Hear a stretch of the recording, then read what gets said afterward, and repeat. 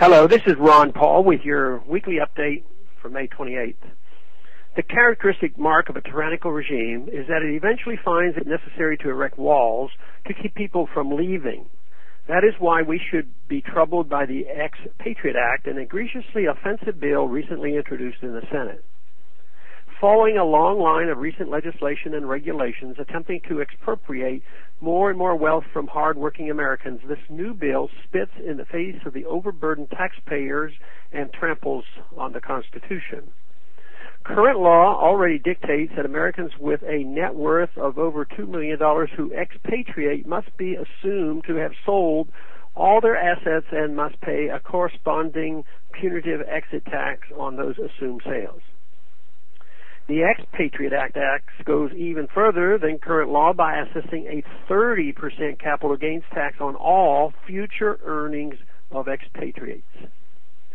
Not content just with this additional tax, the bill also grants the IRS the sole authority to determine whether individuals have expatriated for tax purposes and allows the IRS to bar those individuals from ever re-entering the United States.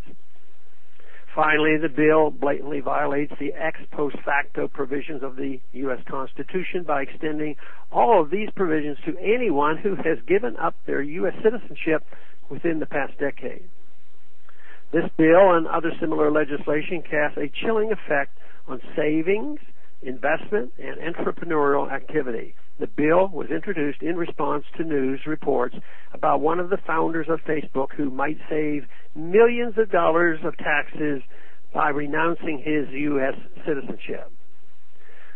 But in their blind envy towards successful entrepreneurs, the bill's sponsor ignore the fact that they will ensnare many ordinary middle-class Americans who work hard, save and invest wisely, and benefit from rising home values. These Americans may easily find themselves pushing past the $2 million mark by the time they retire, especially as inflation continues to seriously accelerate. If they wish to escape the Federal Reserve's inflation by immigrating to lower-cost countries so their dollars will go further, as many baby boomers are starting to do, the federal government will penalize them and continue to penalize them for the rest of their lives as long as they hold any money in the United States. Unfortunately, the mere consideration of such legislation, even before it has passed, has made American banking customers a potential future headache for banks around the world. They don't want to deal with the IRS any more than Americans do, and if American account holders become a Trojan horse for the IRS to insinuate themselves into their affairs, there may be more cost than benefit to extending banking services to America. We live under a federal government that has eviscerated our Fourth Amendment rights, that can detain U.S. citizens indefinitely based solely on the President's word, that assaults toddlers and grandmothers at airports in the name of security, and regulates virtually every aspect of our economic lives.